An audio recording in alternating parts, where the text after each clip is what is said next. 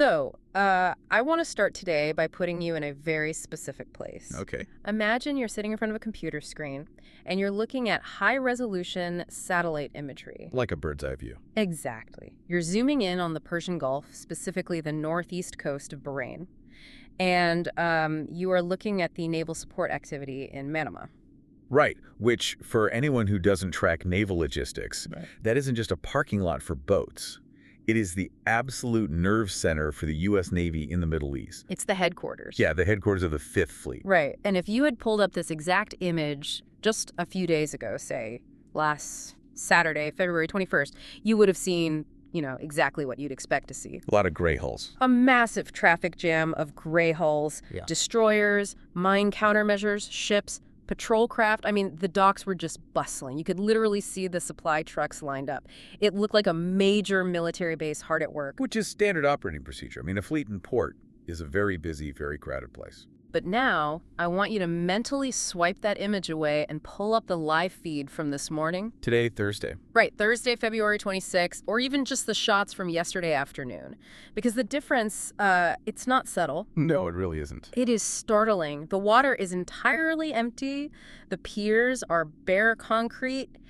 Every single warship that was tied up there on Saturday has just vanished. Vanished. And that visual, that sudden total evacuation of the harbor, it's probably the loudest signal we have seen in this region all year. And it wasn't announced. No, not at all. That's the thing that really gets me. This wasn't a press release. There was no big speech. We're only looking at this because commercial satellites from Planet Labs PBC just happened to snap photos on Tuesday and Wednesday. They caught them in the act. They caught the fleet in the act of disappearing. So welcome to the deep dive. Today, we have a very specific mission for this conversation.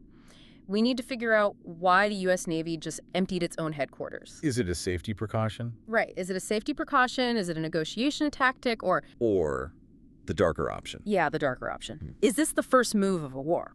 And, we can't answer that by just looking at the water.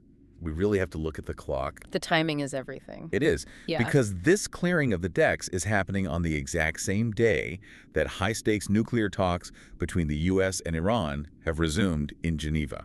It is the ultimate split-screen moment. Truly. On one side of the world, you have these diplomats in expensive suits, drinking coffee in a nice hotel in Switzerland. Very civilized. Very civilized. And on the other side, you have thousands of sailors frantically scrambling to get their ships away from the coast. And our job today is to connect those two screens for you. And honestly, the silence from the official channels is probably our first major clue here. Oh, absolutely. When the Associated Press and other outlets noticed these empty docks and they asked the Navy what was going on, what did they get? Absolutely nothing. The Fifth Fleet basically pointed fingers and referred questions to Central Command, and CNTCOM completely declined to comment. Just No explanation, just no comment. which, in the military world, usually means operations security. They aren't doing this for a photo op or a drill. They're doing it because the threat level has fundamentally shifted. Okay, so let's get into the why of this. Because I'm looking at this as a layperson, right? And my instinct says, if I'm afraid of an incoming attack, isn't the heavily fortified base the safest place I could possibly be? You think so? I mean, you have the shore defenses, you have the Patriot missile batteries, you have massive walls. Why on earth would you kick everyone out into the open ocean where they are completely exposed? It feels totally counterintuitive, I know. We are trained to think of a base as a castle, a fortress. But in modern naval warfare, a crowded port is actually a trap. A trap. It's a kill box. Explain that for us. Why is a multi-billion-dollar destroyer safer sitting in the middle of the sea than tied up at its own dock? Okay, think about the physics of a ship when it's docked at a pier. In the Navy, they call it being cold iron.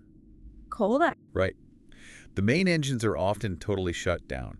They are literally running on shore power cables that are hooked up to the dock. So they're plugged in. Plugged into the wall, essentially.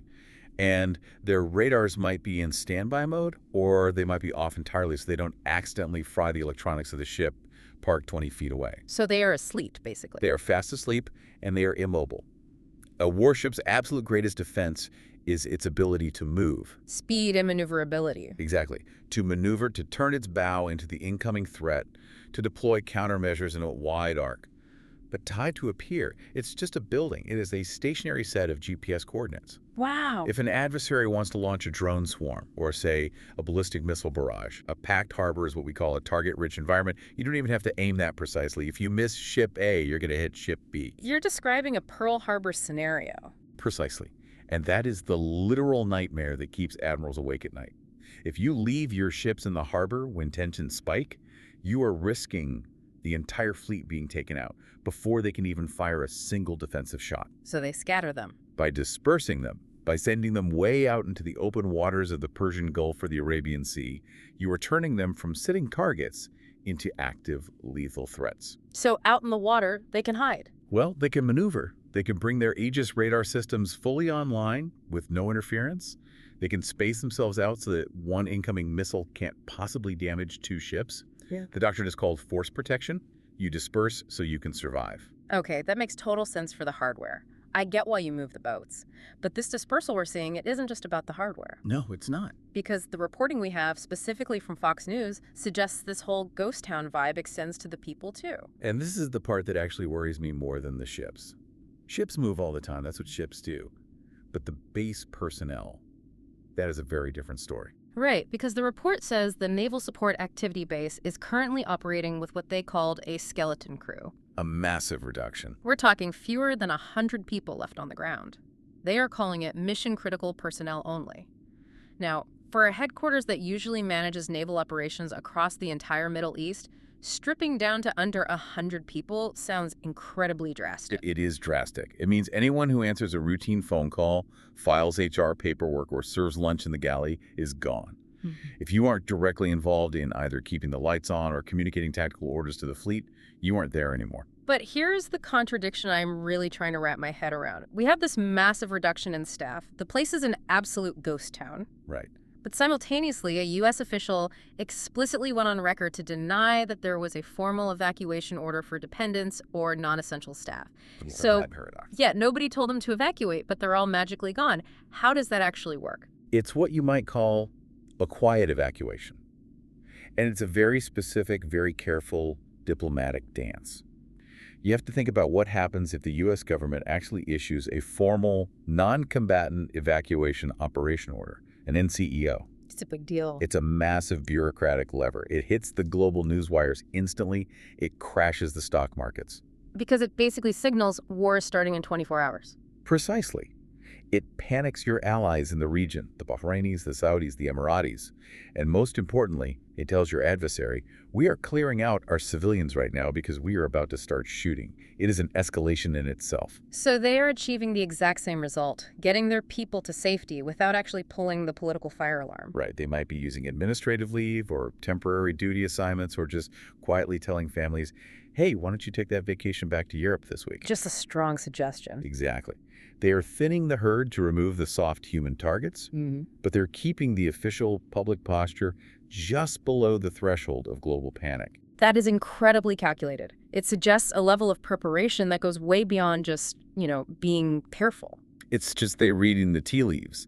And speaking of reading the tea leaves, we really have to look at the calendar here. Because while this might feel sudden and shocking to us sitting here, for the people stationed in that region, this is, unfortunately, muscle memory. You're talking about the precedent. The notes we have for this deep dive mention a very specific event from last year, June 2025. Yes.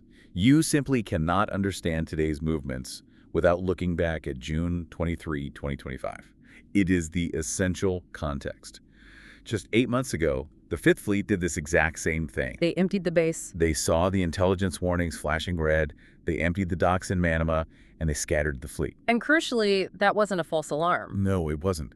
Shortly after they dispersed the fleet, the shooting actually started. That was the Operation Midnight Hammer incident. Right, where the U.S. struck Iranian nuclear facilities.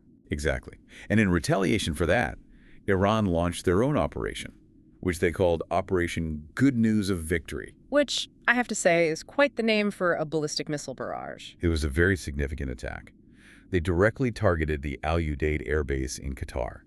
And we really need to remember the sheer scale of that retaliation. Qatar's air defense batteries had to intercept 13 incoming ballistic missiles. 13? Yes. I mean, that's not just a stray drone or a warning shot. That is a coordinated saturation attack. It is. So if you fast forward to today, February 2026, The commanders who are making the call to empty the docks in Bahrain right now, they are the exact same people who watched those 13 missiles streak across their radar screens just 8 months ago. They lived through it. They know for a fact that when the regional rhetoric gets this hot, the missiles actually fly. It's not theoretical for them, it's PTSD. Or I guess you'd say lessons learned. It's institutional knowledge. They know from recent terrifying experience that a dispersed fleet survives, and a docked fleet is a gamble they just aren't willing to take. So when we see the empty docks today, we absolutely shouldn't view it as a drill. It's a real-world posture. We should view it as the Navy clearly stating we expect the sequel to Operation Midnight Hammer is about to drop. Which perfectly brings us to the other side of that split screen we talked about. The sequel might be dropping in the Gulf, but we also have this diplomatic spin-off happening simultaneously in Geneva. The proxy nuclear talks. Right. We have U.S. Special Envoy Steve Witkoff and Iranian Foreign Minister Abbas Araghchi sitting in Switzerland, and they are being mediated by the Omanis. Now, usually the conventional wisdom is that when people are talking, they aren't shooting. Usually, yeah. And the quote we have from the Omani Foreign Minister, Badr al-Busaidi, was actually surprisingly positive. He told the press they were exchanging creative and positive ideas. Creative ideas? I mean, that sounds nice. It sounds like they're in a boardroom brainstorming on a whiteboard. It's classic diplomatic code. Creative usually means we are completely stuck on the main issues, so we're desperately trying to find weird side doors to keep the conversation from collapsing. It's keeping the pulse going. Right. But notice the timeline of the talks today. They met for 3 hours. And then there was a pause. A pause for consultations. Which is always the most dramatic part of any high-stakes negotiation. It means the negotiators in the room have hit a brick wall or a major fork in the road. Witkoff has to call Washington. Araghchi has to call Tehran. And just imagine those phone calls for a second. Witkoff calls the White House or the State Department and says, hey, they're offering X. And the person on the other end of the secure line says, okay, hold on, let me check where the aircraft carriers are first. But that is literally what is happening. This is the textbook definition of gunboat diplomacy. But not in the old 19th century sense of sailing a wooden boat up a river to scare the locals. Right, this is modern. This is 21st century leverage. Break that down for us, because usually when we talk about diplomatic leverage, we think of economic sanctions or freezing bank accounts. How does physically moving a ship in Bahrain help a guy in a tailored suit negotiating in Geneva? It is all about the best alternative to a negotiated agreement, what they call the BATNA in negotiation theory. The fallback plan. Exactly. The U.S. is using the fleet movement to signal, we want a deal. But if we don't get a deal today and this whole thing falls apart, look at the board. We are already perfectly positioned for the war that comes next. So is that insurance? It's highly aggressive insurance. By emptying the docks, the U.S. essentially removes Iran's easiest piece of military leverage. Iran can't sit at the table and threaten to sink the American fleet at the pier if the fleet isn't at the pier anymore. That makes total sense. It forces the Iranian negotiators to look at a tactical map where the American targets are suddenly much harder to hit, but the American offensive capability is fully intact and deployed. It reminds me of that old political line, diplomacy is the art of saying nice doggy until you can find a rock. In this specific case, the empty docks are the U.S. making very sure the other side sees them picking up the rock. But isn't there a massive inherent risk here? I mean, if I am sitting in Tehran and I see the U.S. completely clearing its regional base, do I realistically think, oh, they're just protecting themselves? Or do I think they are clearing the decks because they are about to launch a massive preemptive attack on me? That is the multi-billion-dollar question right there. In international relations, it's called the security dilemma. Because defense looks like offense. Defensive moves often look perfectly identical to offensive preparations. Yeah. And if you look at the broader map right now, Iran has very legitimate reasons to be incredibly nervous.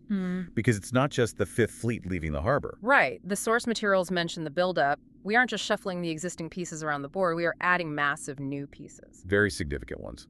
We already have the USS Abraham Lincoln Carrier Strike Group actively patrolling the Arabian Sea.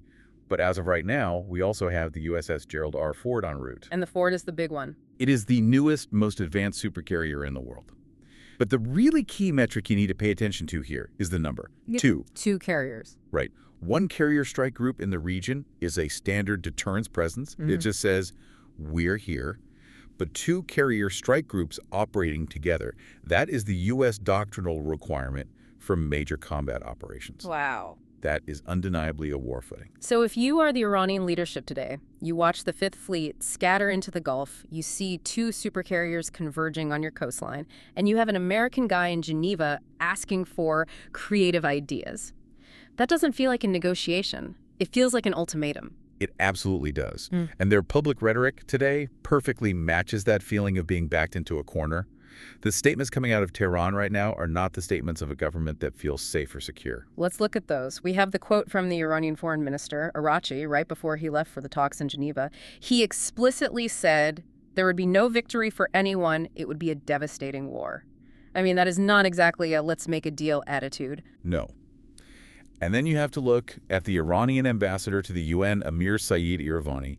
He issued a very stark warning today that if Washington attacks, all U.S. bases and assets in the region are, quote, legitimate targets. Legitimate targets. Connect that specific phrase directly back to the empty docks we started with. The U.S. Navy hears the phrase legitimate targets. They look at the incredibly crowded pier in Manama, and they say, okay, let's remove that target from the list immediately. It's a terrifying self-fulfilling prophecy playing out in real time. The threat leads to the movement, and the movement just reinforces the threat. And that dynamic is exactly why the situation today is so incredibly fragile. Yeah. We tend to think of war and peace as a light switch, right? It's either flicked on or it's flicked off. Yeah, black and white. But right now, we are firmly in the dimmer switch phase. We're talking in Geneva while we are simultaneously positioning for a massive fight in the Gulf. The margin for error here is basically zero. That's what really scares me about those creative ideas in Geneva. Because if a rogue drone accidentally hits a ship today, or if a simple radar lock is misinterpreted by a nervous captain as an incoming launch, the talks are over, instantly. The diplomats are done. Absolutely. If a single shot is fired, the diplomats pack up and go home, and the captains take over the show. And because the ships are already dispersed and off the piers, the captains are ready to act immediately. There is no spool-up time needed. The trigger is already cocked. So when we zoom out and look at this entire situation, the empty docks, the hushed meetings in Switzerland, the supercarriers moving into position, what is the main takeaway for you listening to this who might be sitting in your car thousands of miles away from the Persian Gulf?